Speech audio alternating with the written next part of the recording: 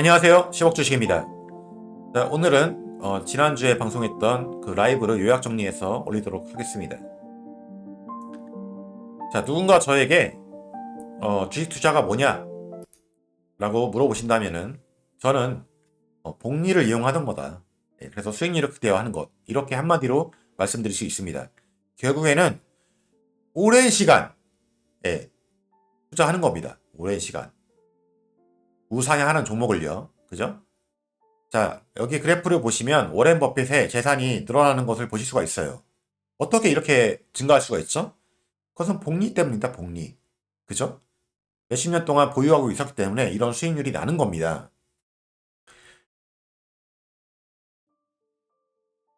자, 오늘은 마이크로소프트를 가지고 제가 테스트를 한번 해볼 건데요. 자, 빌 게이츠가요, 2007년도, 그때부터 뭐 주식을 계속 많이 팔았습니다. 만약에 빌 게이츠가 MS의 지분을 팔지 않고 지금까지 보유하고 있었다면 지금보다 수백 조가 더 많은 재산을 가지고 있었을 겁니다. 그죠? 이게 2007년도 기사인데요. 이 그래프를 보시게 되면 2007년도부터 마이크로소프트의 주가는 이렇게 하늘로 날아가게 됩니다. 그죠? 자, 그러면 마이크로소프트의 주가는 왜 올라가냐? 그죠? 어제 차트의 모양이 이러니까 올라가는 겁니까? 어제 차트의 모양이 이러니까 올라가는 거예요? 그게 아니고, 자, 2014년도에 분기당 매출액은 23빌리언이었어요. 그 당시 EPS는 0.5였어요. 그죠? 자, 현재 2023년 한 분기당 매출액은 52.7빌리언, EPS는 2.32입니다. 한 주당 가치가 올라간 거예요. 매출액이 올라가면서. 그리고 뭐 자사주 소각도 했겠죠. 그러면서 주가는 올라가게 된 겁니다. 어제의 차트 모양이라든지 매크로 상황 이런 것 때문에 올라간 게 아닙니다. 회사의 가치가 올라갔기 때문에 주가가 올라가는 거예요. 이거를 이해하지 못하면요, 주식 투자를 하면 안 돼요. 자, 그래서 제가 마이크로소프트를 가지고 복리 효과가 어떻게 되는 건지 한번 여러분께 보여드리도록 하겠습니다. 제가 미리 프로그램을 돌려놨는데, 자, 이 프로그램 뭐냐면 2008년도에 최고점에서 마이크로소프트를 만주를 매입을 합니다. 그러면 리만 때 거의 반토막이 나거든요. 50% 손실 본 다음에 그 다음에 주가가 만회해서 최종 얼마가 되는지 그것을 여러분들께 보여드리려고 프로그램을 짠 것이고요. 자, 시간 관계상 결과만 말씀드릴게요. 자, 이것은 이제 제가 로그를 만들어 놓은 건데, 자, 최종으로 보면은 2023년 1월 27일 날 604%의 수익이 납니다. 그러니까 리만 때 최고점을 때 샀어도 50% 손실이 났어도 결국엔 다 만회해서 600%의 손실이 600%의 이익이 났고요. 네, 오늘 말씀드리려고 하는 거는 이게 아니고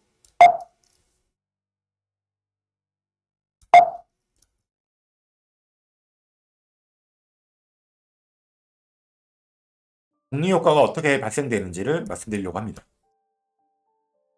자, 여기 보시면 2019년도 11월 26일 날 1일 변동률이 0.53입니다. 그죠? 자, 그럼 수익률이 어떻게 되냐? 329에서 0.53이 올라가는 게 아니고요. 331이 됩니다. 이게 복리 효과라고 하는 겁니다. 자, 이렇게 조금 조금씩 계속 올라도, 그죠? 2021년도가 되면 수익률이 800%가 됩니다. 870%. 자, 1일 변동률이 0.54인데 868에서 874%가 되는 겁니다. 그죠? 이것을 복리 효과라고 하는 것이고, 결국에는 우상향하는 종목을 오래 들고 있을수록 이 복리 효과는 극대화가 된다. 자, 오늘 내가 투자를 했어요. 그러면 오랜 시간 가지고 있으면 있을수록 이렇게 복리 효과를 최대한 누릴 수 있다. 이 얘기입니다. 이걸 누려야지만 우리가 경제적 자유를 누릴 수가 있는 겁니다. 그리고 이것을 가장 극대화한 상품이 우리가 지금 투자하고 있는 TQ라는 상품이에요.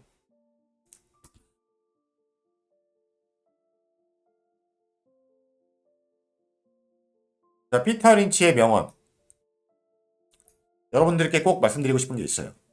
자, 이런 하락장이 왔을 때 여러분들이 항상 명심해야 될 말이 뭐냐?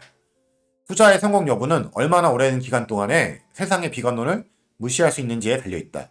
그죠? 남들이 뭐라든 말든 내가 확신을 가지고 투자하라 이 말입니다. 제가 제일 좋아하는 말은 이 말입니다. 주식시장은 확신을 요구하고요. 확신이 없는 사람들은 반드시 희생된다. 그러니까 손절 때리는 겁니다. 그죠? 더 떨어질 것 같으니까. 자, 워렌 버핏은 늘 얘기합니다. 매크로라든지 금리라든지 그런 거 보고 투자하지 말라고 합니다. 뭘 가지고 투자하라고 하죠? 비즈니스 사는 거라고 하잖아요. 비즈니스. 그리고 그것을 매력적인 가격에 사라고 하지 않습니까? 떨어졌을 때 좋은 비즈니스를 사라 이 얘기입니다. 그리고 그거는 앞으로 100년 후에도 똑같다 이 얘기입니다. 이것이 주식투자의 전부다. 근데 왜 이 말대로 안 합니까? 왜 이 말대로 안 할까요? 그러면은 뭐라고 또 대답을 하냐면 이렇게 얘기를 했습니다. 아무도 천천히 부자가 되는 걸 원하지 않기 때문에.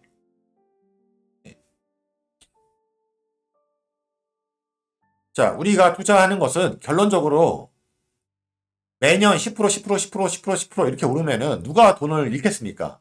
그죠? 근데 왜 주식시장에서 돈을 못 벌까요? 그렇게 움직이지 않기 때문입니다. 실질적으로는 30% 올랐다가 2% 올랐다가 마이너스 18% 됐다가 이렇게 엄청난 변동성을 가지고 있기 때문에 이렇게 하락할 때 더 떨어질까봐 주식을 던져버리는 거예요. 그래가지고 결국에는 주식으로 돈을 버는 사람이 별로 없게 되는 겁니다. 결국에 이런 것도 결국 단기적 관점으로 주식을 바라보기 때문에 돈을 벌 수 없는 거예요. 주식을 하면서 반드시 이해해야 되는 게 뭐냐면 주식은 먼저 움직입니다. 먼저 떨어지고 먼저 올라갑니다.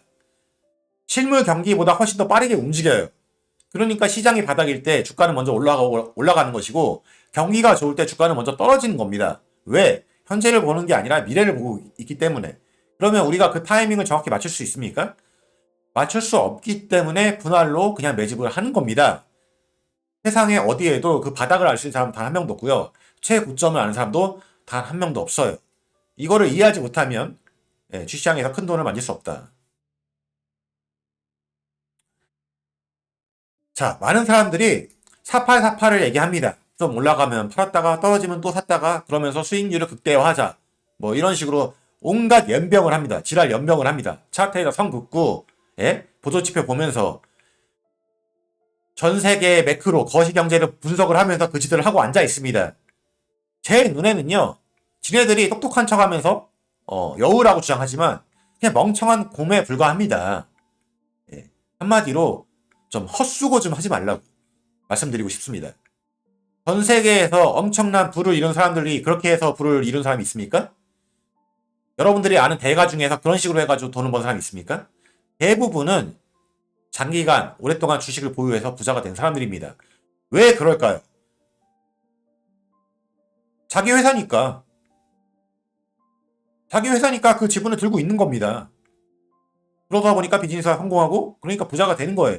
모든 CEO가 다 그렇게 부자가 된 겁니다. 월급으로 부자가 된 게 아니에요. 회사의 지분을 많이 들고 있으니까 부자가 된 겁니다.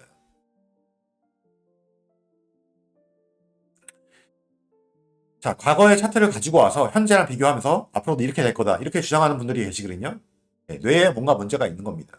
왜 문제가 있냐? 그때와 지금의 상황은 전혀 다르기 때문이죠. 그때는 2000년도에 나스닥의 PER은 150이 넘었었습니다. 그리고 그때 나스닥 기업 중에서 제대로 수입을 내는 그런 기업이 있었습니까? 2022년도에 애플, 아마존, 구글, 그죠? 이런 회사들이 내고 있는 부가가치, 그 다음에 브랜드 파워, 이거를 2000년도와 비교를 해가지고 그때도 이렇게 떨어졌으니까 지금도 이렇게 떨어질 거다. 뭔가 문제가 있는 사람들이에요. 예.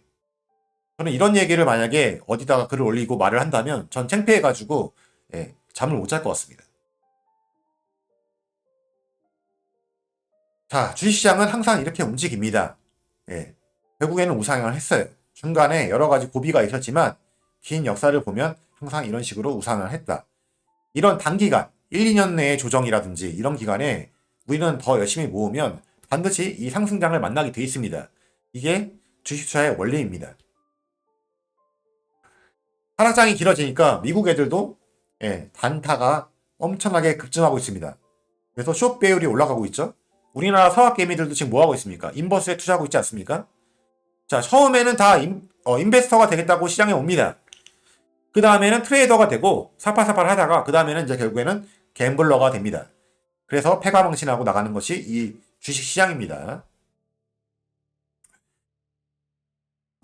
뭐 기술적 차트를 분석하는 여러 가지 모델이 있어요. 아마 수백 가지, 수만 가지가 될 겁니다. 저는 이런 것들 다 그냥 쓰레기라고 봅니다. 하나도 맞지 않아요.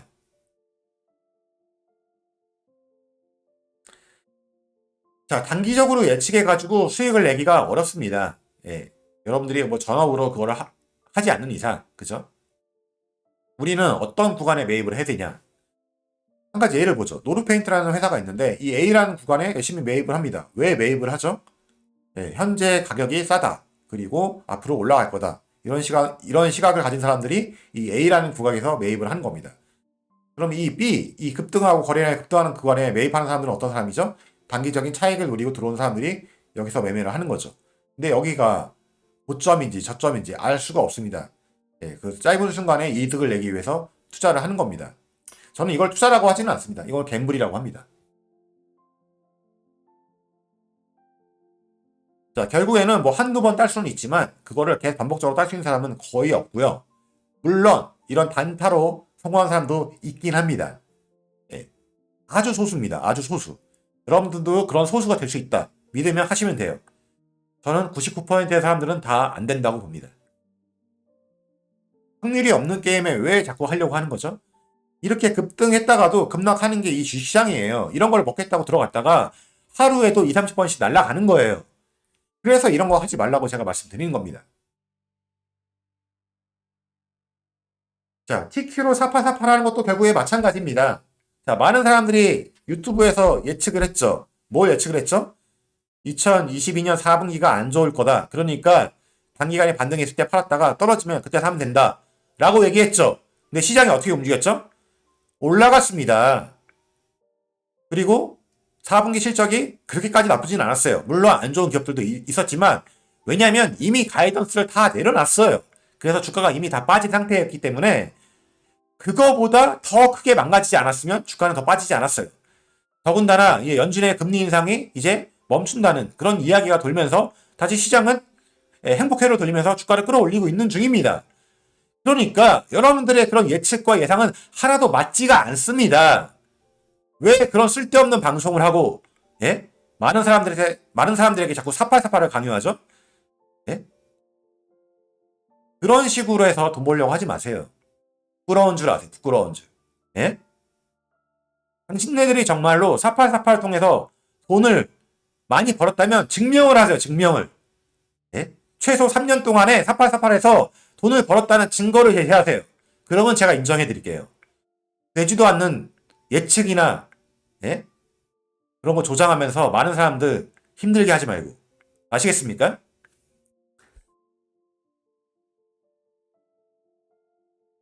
자, 저는 결론적으로 이렇게 생각을 합니다. 우리가 투자하고 있는 나스닥 100, 이 종목들은 엄청난 브랜드 파워를 가지고 있고요. 그리고 앞으로도 계속 끊임없이 신규 개발을 통해서, 기술 발전을 통해서 매출액을 증대시킬 겁니다. 과거에도 그랬으니까 앞으로도 그럴 겁니다. 그런데 우리는 한 종목을 투자하고 있는 게 아니라 시장을 투자하고 있기 때문에 마음이 편합니다. 그죠? 지금 시장은 그냥 매크로에 의해서 떨어진 거잖아요. 시장의 어떤 기업의 가치, 그런 거 가지고 떨어진 게 아니다. 이 말입니다. 그러면 눈 크게 뜨고, 그죠? 여러분들이 투자하는 회사의 미래를 믿고 우리는 부지런히 가격이 쌀 때 모아 나가면 그뿐입니다. 그리고 아까 제가 말씀드렸던 그런 복리 효과가 극대화되는 순간 우리는 경제적 자유를 누릴 수 있게 된다. 이게 제가 지난주에 했던 라이브의 요약입니다. 자, 다음 주에는요. 금요일날 방송을 쉬고요. 토요일날 인텔이 왜 몰락하게 됐는지, 기업이 혁신을 멈추고 안전한 순간 어떻게 되는지 그걸 여러분들께 말씀드리고자 합니다. 그러면 다음 주에 뵙도록 하겠습니다. 오늘 영상 여기까지 하도록 하겠습니다. 감사합니다.